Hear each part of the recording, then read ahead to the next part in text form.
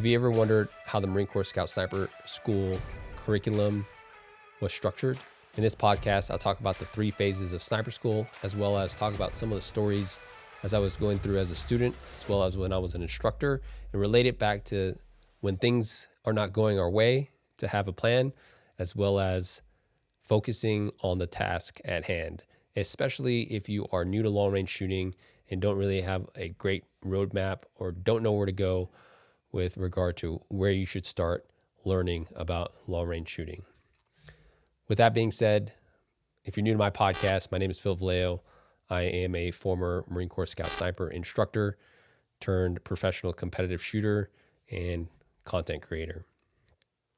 I absolutely love teaching people the art of precision rifle shooting. I always tell people that my passion is teaching, and I just happen to teach my hobby.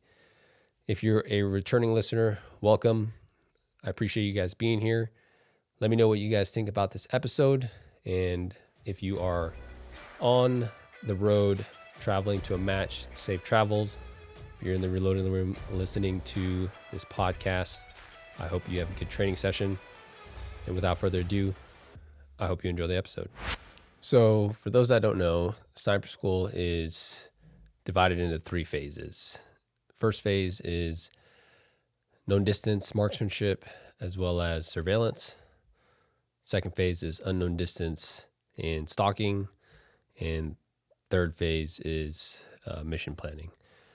I guess I could say was, considering the fate of the Scout Sniper community, but that's neither here or there. Anyways, that is essentially how I went through sniper school as well as when I was teaching at sniper school. And so before you even start phase 1, or even before you start training day 1, the process goes something like this. You have check-in day, which check-in day is essentially an opportunity for us as administrators to make sure all of the students that are coming into the course meets the minimum requirements in order to be there. These are things like their GT score, that they have a expert rifle qualification, they have an updated first class PFT, which we test as well on day 1. And they've got 2 years left time in service, that they're an 03 XX, yada, yada, yada.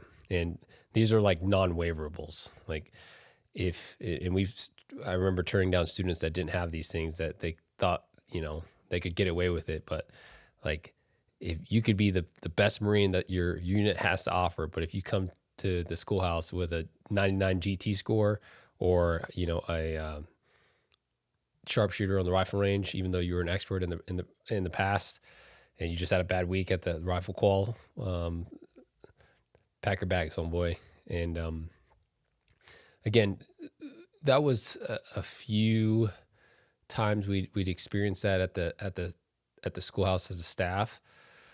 But check-in days at sniper school was pretty awesome. It was almost like a mini reunion, because I would see Marines that either I went to school with, or went to different schools with, or had just known through the grapevine in the community, because of how small the community was. And then obviously as an instructor, it's good to be able to put faces to some of the leadership in each specific unit. And so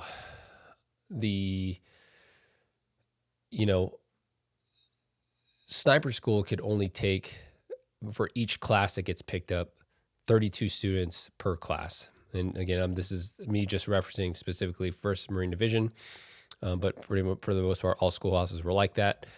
But so 32 students, and the reason for that was class size, availability, ammunition, based off of what we were training for that class, and chow, transpo, all these logistics were just revolved around 32 students. And so sometimes we would actually pick up more students, because actually, we knew that the first exercise that everyone did was land navigation. And sometimes not everyone would pass land navigation, which I'll get into shortly. And so even before I was teaching at sniper school, how strict sniper school was in terms of, making sure that you got a class slot, or you picked up. Sometimes I've heard horror stories of like my seniors, like of kids getting turned away because their gear list wasn't perfect, meaning that when you did your gear inspection on day one, like if you're missing a boot band, like that was grounds for dismissal. It's like, oh, okay, you're not gonna get checked in, even though you meet all the other requirements. We're gonna put the other guy on standby. So again, back in the day, you'd have 40 dudes show up to only a 32 person class, and again, there would be exchanges that way because people wouldn't pass the PFT or whatever the case it might be. So after the administrative check, then the next thing is running a Marine Corps PFT, and that is the Marine Corps PFT was pull-ups, crunches, and a 3-mile run, which was, again, pretty standard. And in order to get a first class based off the Marine Corps scoring system, you had to get a minimum of 225 points. And typically the Marines that were coming to sniper school blew that out of the water. It was very rare that we had anyone drop for PFT, but it does happen. And it's just pretty remarkable when it does happen, just because, technically they're supposed to be the best, infantry Marines in that specific unit. And there's just, again, a lot more that goes into going to sniper school than what a lot of people realize, just the steps it takes to get there. But, typically with regard to how many students and like units fighting to get to sniper school, sometimes depending on the operational cycle or where units are at, whether they're forward deployed or back home and in whatever that in their training cycle, we get anywhere between 3 to 6 students per unit up to, or sometimes even just one student. And this was a division, again, when I was going through sniper school, as well as when I was teaching at sniper school before the recon community stood up their own sniper school. This was a division between infantry snipers as well as recon snipers. And it was usually about a 70-30, meaning 70% of the students would be infantry snipers and the other 30% were recon Marines. Sometimes 60-40, but for the most part, most of the Marines that would go through sniper school were actually from the scout sniper platoons, until obviously the recon community set up their own sniper school. But anyways, continuing on with my story here, after you check in, you do all your briefs and stuff like that, the very first thing before you even like buy into or start first phase, the very first qualification is land navigation. And you do this by yourself, and is essentially, like, in my opinion, like the hallmark or one of the most important skill sets of any infantryman or rifleman is like being able to land navigate with a map and a compass. And that's one of the things that I really appreciated and took away in terms of my skill sets from the Marine Corps that I still apply to this day, other than shooting, is, my ability to read a map and navigate. I use it for hunting all the time when looking at Onyx and being able to read a topographical map and, pinpoint exactly, okay, hey, this is where I potentially saw elk, and make a game plan based off of the terrain and whatnot. So that's one thing that I do appreciate about land navigation and what it teaches somebody, especially. I think it's just a great skill set to have in general. So the first week you do your land navigation quals, and students have up to 3 attempts, or you have up to 3 attempts. And while you're doing land navigation, you're also getting front-loaded a bunch of classes like marksmanship, surveillance, all these, like all the marksmanship classes in terms of like the M48 series sniper rifle, the fundamentals of marksmanship, understanding external ballistics, terminal ballistics, all these things. But before you move on to known distance M40 practical application and those events, you have to pass land navigation. So when I went through school, it was we were given 6 hours to find 6 points. And so that was, we got launched perfectly at the split where it was like 3 hours, you'd have 3 hours of daylight, and then it'd go, sunset, and then you'd have 3 hours of nighttime. And in order to pass, you just needed to get 4 out of the 6 points that you were given.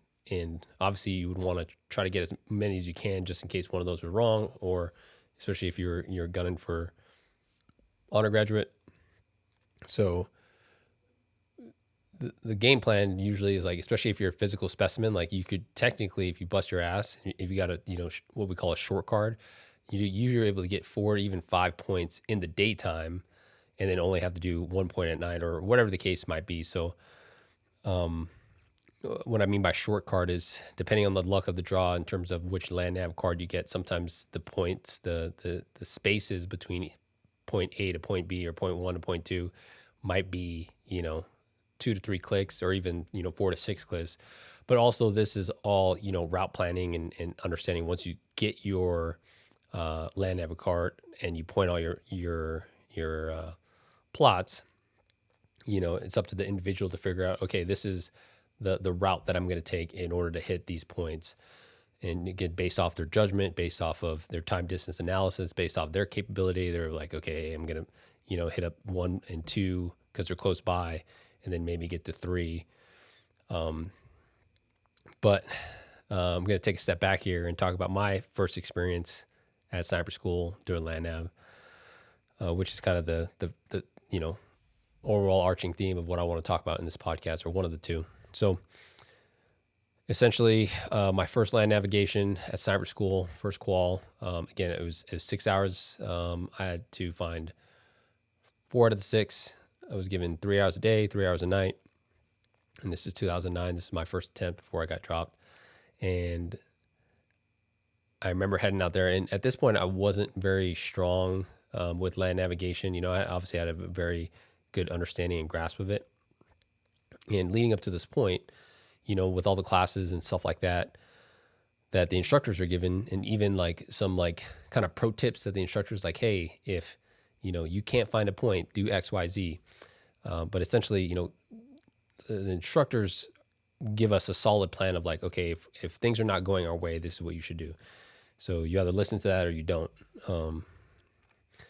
And so I found my 3 points with ease. And again, I'm not a physical specimen, but it took me all 3 hours of the day to find those 3 points.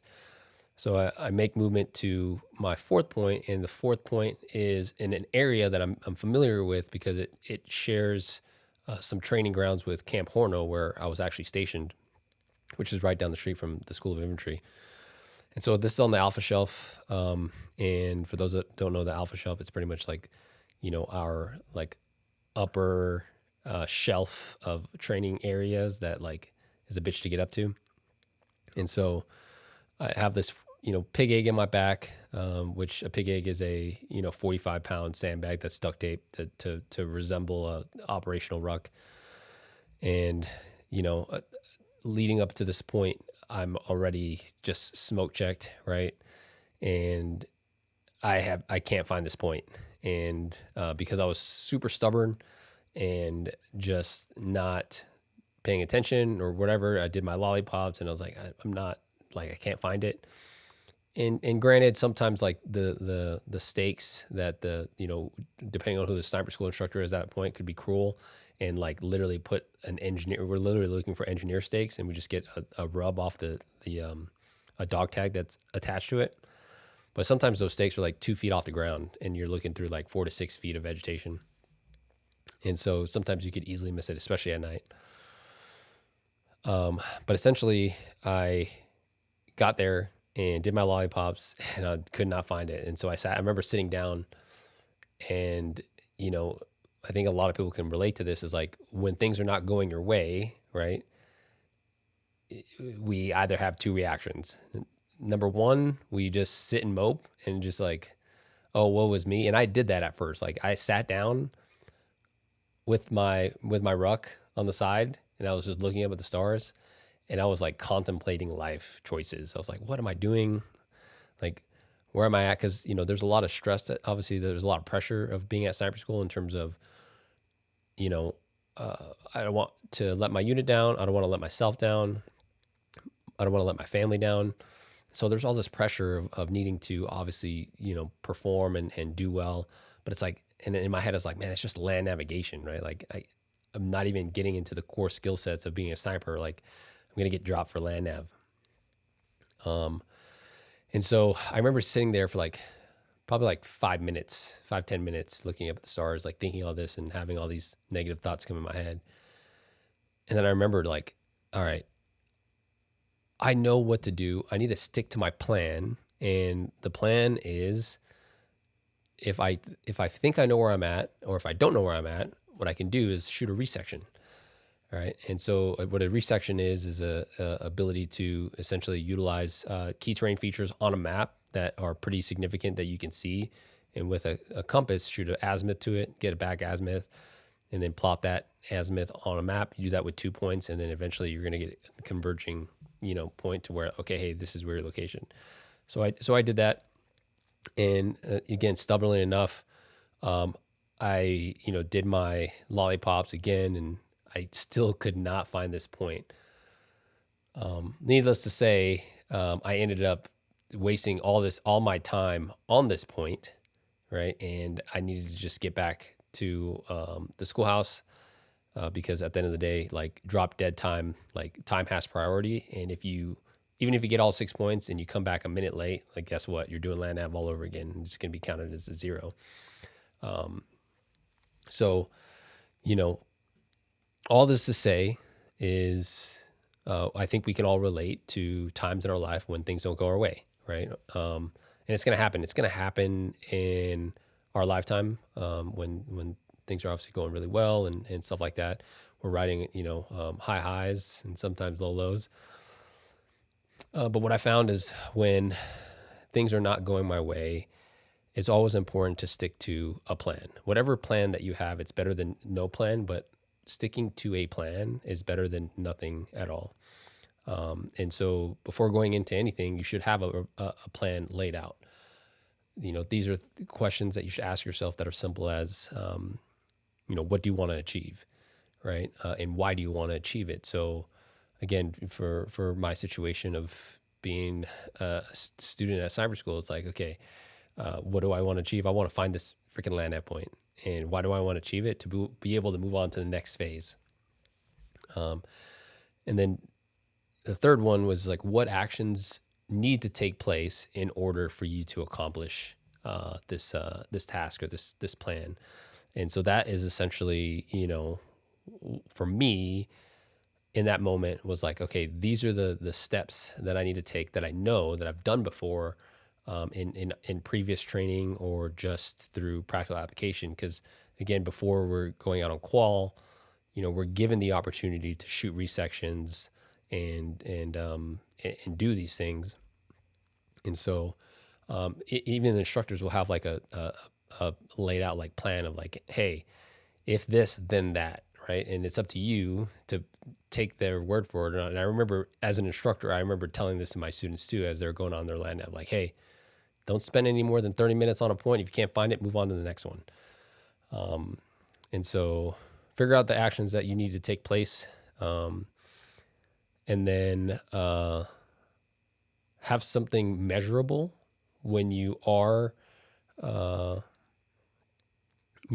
creating this plan, just so that you have a way to make sure that you're on course. Okay. And I would say lastly, be flexible of your plan, right? Because sometimes we have sometimes we can be too hard on ourselves and making hard and fast rules of okay, I need to stick to this, but it's also important to be flexible in the case that you need to pivot, right? And I think that's, very important, especially when making big life choices or life decisions, is being able to be flexible versus dying on that hill of, hey, I need to, do X, Y, Z. So yeah, that hopefully all that long-winded story to talk about some some things that's just been on my mind lately. Really, that my land nav story has been on my head for quite some time, and how I wanted to kind of convey that message. So, you know, in transitioning to kind of the next topic that I want to talk about, with regard to sniper school. So again, I eventually passed sniper school, or passed land navigation on my second attempt. And yeah, I was able to find my 3 points in the daytime, found my fourth point at night, and thankfully, based off my route, my fifth point was on the way. I found that and was able to get 5 out of 6 on my second attempt at land nav, which granted me access to first phase. And so first phase consists of known distance marksmanship with the M40 A series sniper rifle, as well as the M110 SAS, and surveillance. And what surveillance is essentially being able to identify objects in a field that an instructor puts out for you. And they're like typically military grade objects. And we would, back when I went through sniper school, I had to actually draw out, the area that we were at. But when I was teaching at cyber school, we were giving them pictures. So there's because back at cyber school, you'd get 32 different interpretations of what this area would look like. And so to make things easier and more streamlined, because at that point, the MSID system for the whole reconnaissance assets were already adopted. And what MSIDS was, I can't actually spit out the acronym for it right now, but essentially it's like a whole camera suite system. And essentially, we were giving the students pictures of the area that they were going to be observing. And all they had to do was circle where they thought a specific item was based off of, if they thought it was, a military grade object, or if it stood out from the norm.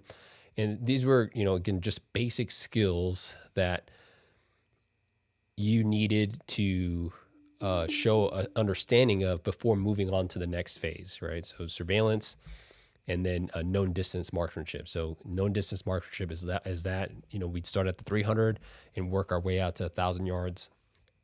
And, that allowed students to get comfortable with just the basic prone mechanics, get used to their data, get used to their rifle, and, shooting in a very controlled environment when they know the distance to their target, right? Just basic foundational skill sets to have before moving on to the next phase.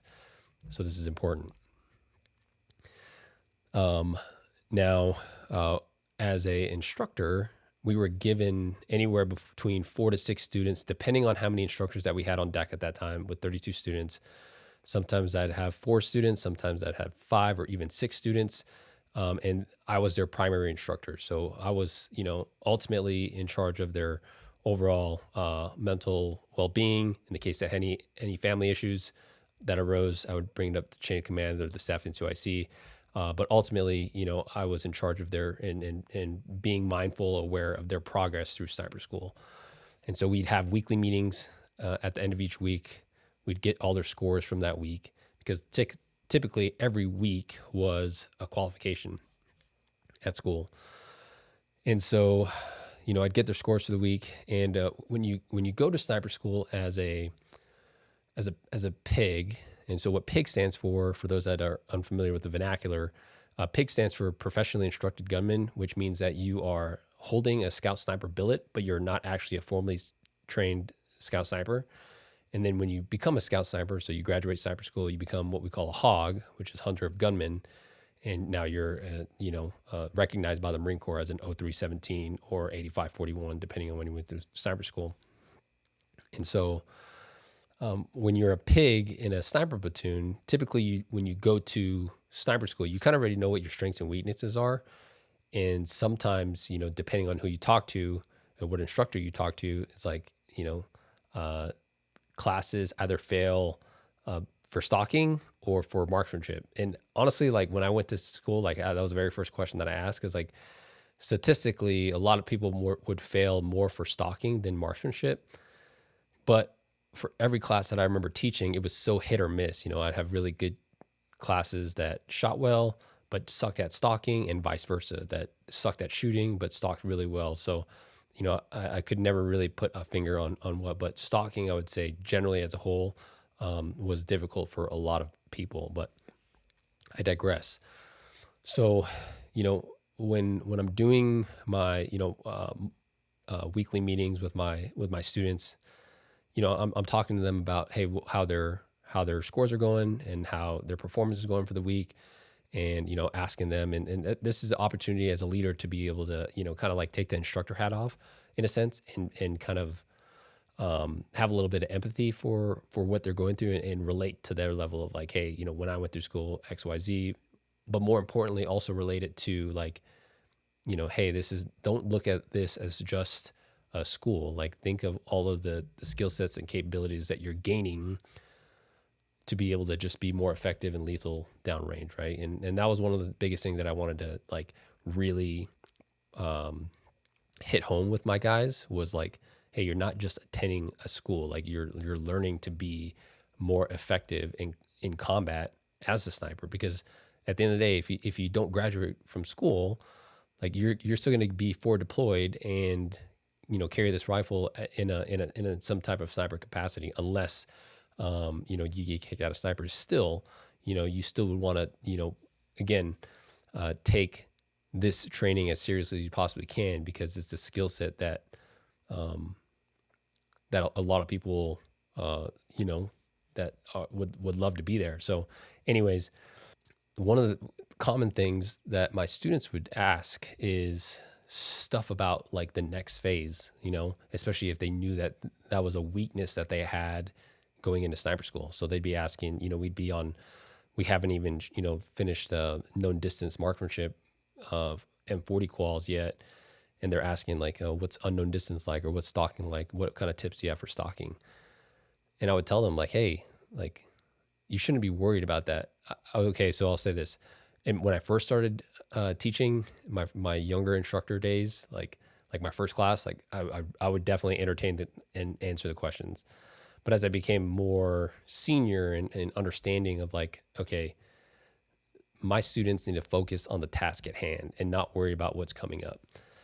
Because ultimately, right, in order to show proficiency, or before you even start to stalk, you need to show proficiency in basic land navigation skills and surveillance, right? Because stalking incorporates both of those. Because when you're stalking, you need to know exactly where you're at all times, and need to know where the objective is at all times, right?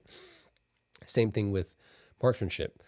Before you start shooting targets at unknown distance, you should have a basic grasp foundation of what your rifle is capable of, what your dope is, and just how to shoot from the prone before we start introducing you to, tripod shooting positions. So, essentially, I would essentially take a step back and let them know like, hey, all you need to worry about is on the task at hand, right? And don't worry about the future. That is something that's out of your control. You need to focus on what you can control now. Now, I want to relate this back to some of my, precision rifle shooters that, depending on where they're at on your journey with regard to your knowledge base of long range shooting, is a lot of times I see shooters put too much heavily emphasis on the wrong things, or essentially, thinking that, okay, hey, I've got a, general understanding of fundamentals. Now let's move on to, diving deep into hand loading, right? And I was just having a conversation with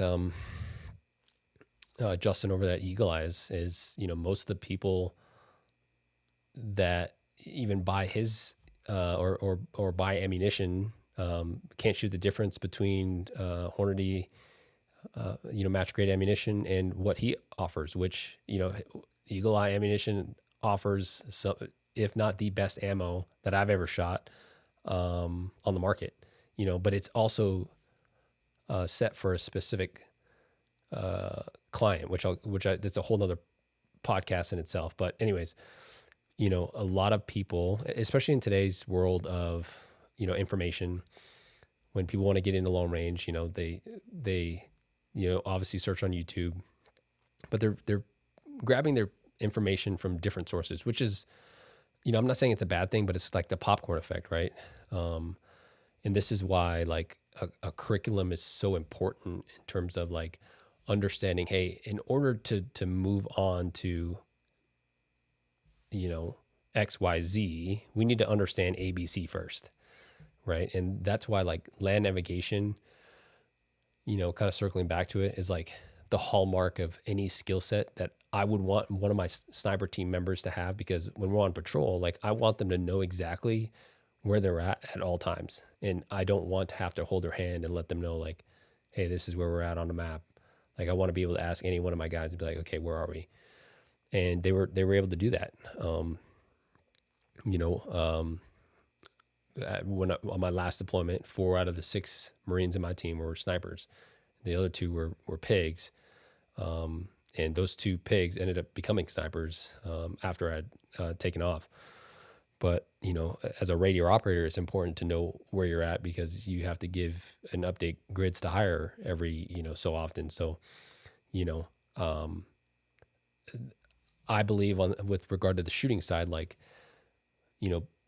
there are specific core fundamentals that, you should know as a shooter before you start entertaining or thinking about SDs and ESs. And yes, it's important to know, but not to overanalyze or scrutinize in terms of like SDs and ESs are affecting your performance with regard to shooting.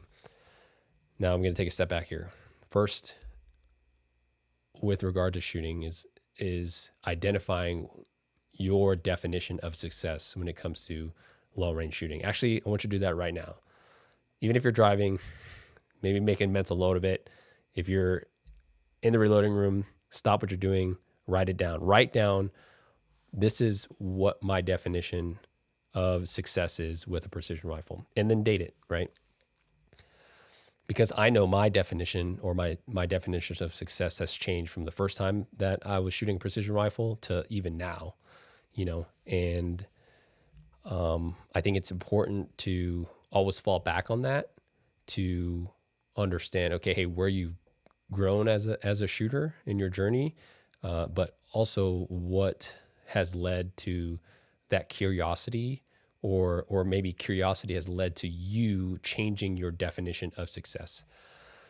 And so, for me, a lot of my teachings and my beliefs around a precision rifle are all practical based, meaning that like, how am I going to use the rifle? How would I use the precision rifle as a, military sniper to be able to teach hopefully former snipers or influence, snipers, as well as hunters, because I'm active in both roles. And then now as a competitive shooter, but ultimately, competition for me is proving grounds of just being able to A, put my money where my mouth is, or B, to figure out new techniques to be able to bring back to both of those communities.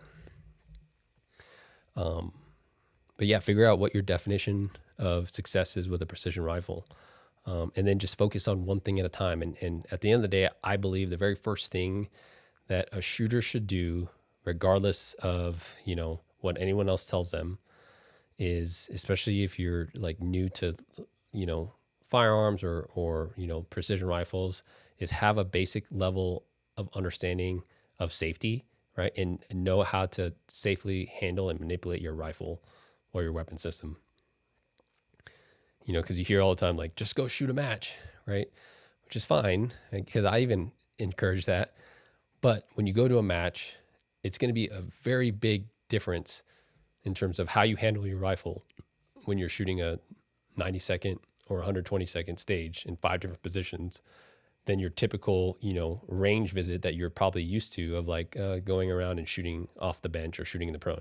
I know a lot of students of mine in the past were shooters that, before they would come out to training class, like their practice sessions at the range that they were at, they weren't allowed to shoot anything other than the bench or the prone, because, it was run by FUDs and they don't want any of that gimmicky or like PRS stuff, no barricades. So they only had to shoot prone or off of bench. So the very first thing is obviously having a level of safety and awareness.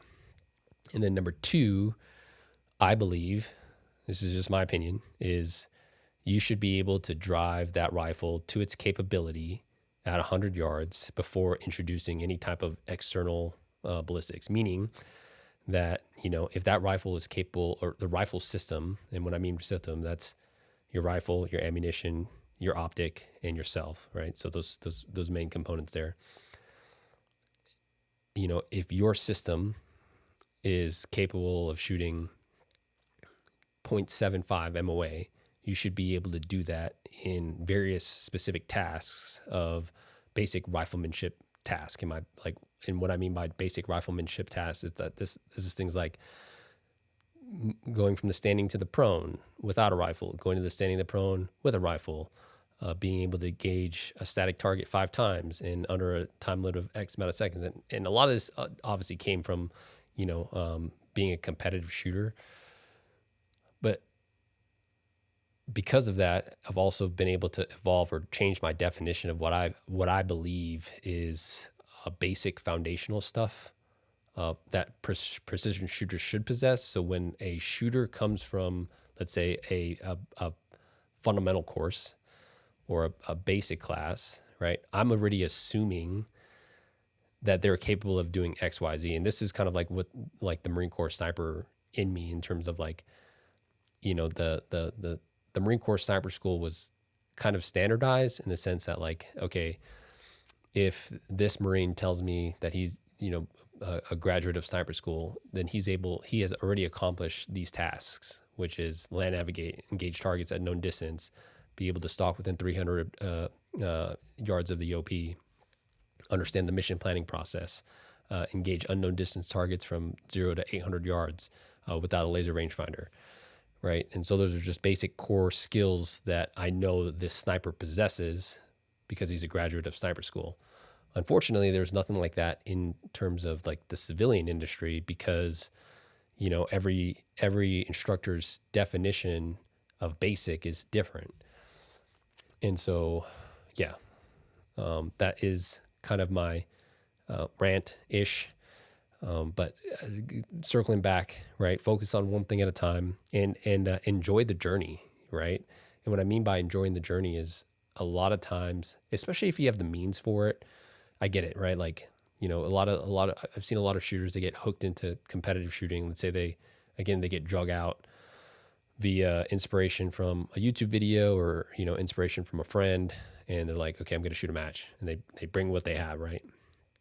And then after they bring what they have, they realize, I'm just going to go do what the pros use, right? Because they have the means for it. Meaning they just they go to Precision Rifle Blog, which, again, nothing wrong with that, because Cal does a great job of collecting that data. But then they just buy everything what the pros use. And, I'd be curious to see if, like, Cal, because one of the things that, like, was not on the survey that I thought should have been this year at the PRS finale is, like, how many matches have you shot? Or how long have you been shooting?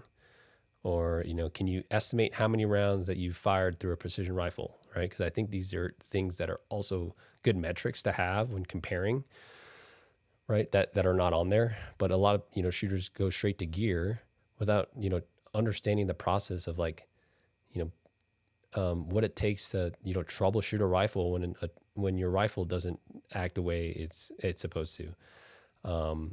And yeah, I mean, if you're, depending on where you're at in your journey, if you do have the means to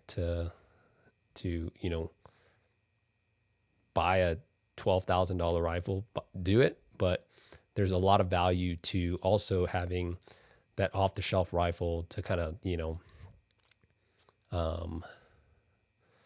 mess with or tinker with, that'll really, bring out certain things that, your $12,000 rifle might not do most of the time, but it happens, right? Like I talked about, the shooter that was in front of me, Ted, he was having issues on the PRS finale with his rifle, and didn't really, he went through as many as the diagnostic checks that he has been exposed to, that he could do, right? But by allowing yourself to go through the journey, you're adding to your troubleshooting steps, and so on and so forth. So, anyways, long-winded.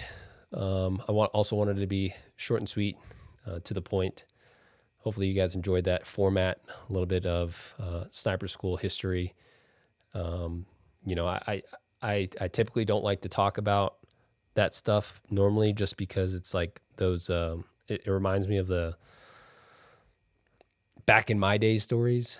And I tried to do that just for context, but I realized that there's a lot of people that also appreciate some of those stories of, like, peeling back the layers of like really what it takes to go through cyber school, and like kind of the mindset shift that you have to have, or even just at a young age, what kind of mindset you have to have.